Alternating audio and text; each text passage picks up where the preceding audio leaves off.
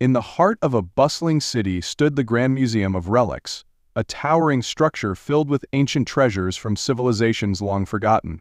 Among the dusty halls and glass cases was Ella, a young, passionate historian who had just been promoted to curator.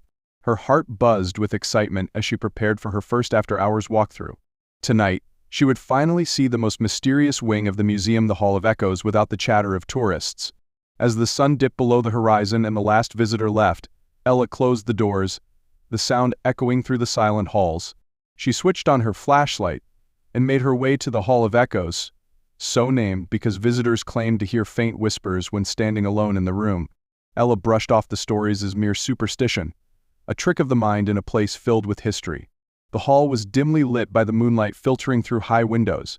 Glass cases lined the walls, each holding artifacts more peculiar than the last: a carved jade dagger from the Aztecs, a crown adorned with stones as black as night, and a small clay figurine with eyes that seemed almost too lifelike.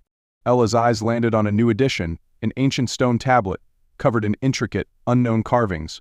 The museum's director, Mr. Wren, claimed it was found in the ruins of an uncharted temple, deep in the jungles of Peru.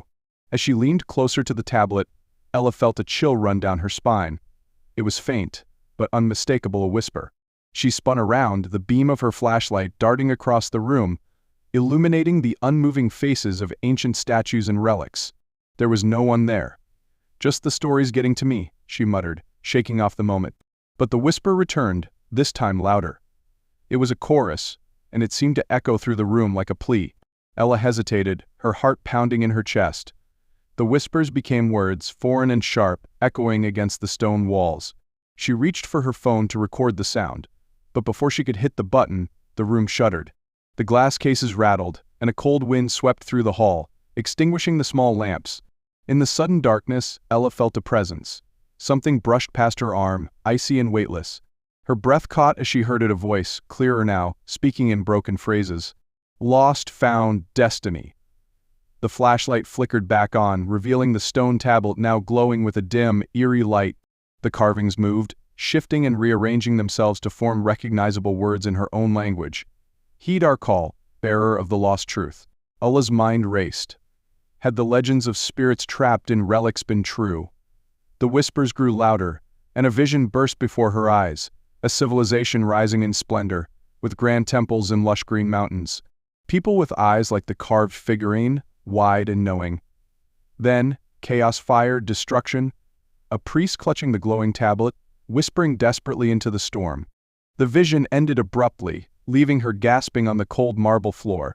The whispers softened, now sounding almost mournful. Ella stood, trembling. The tablet's light dimmed, returning to a cold slab of stone. Before she could process what happened, Mr. Wren's voice echoed down the hallway. "Ella, what on earth is going on in here?" He appeared, his face pale as he took in the toppled stands and disheveled room. His eyes narrowed when they landed on the tablet, now lifeless.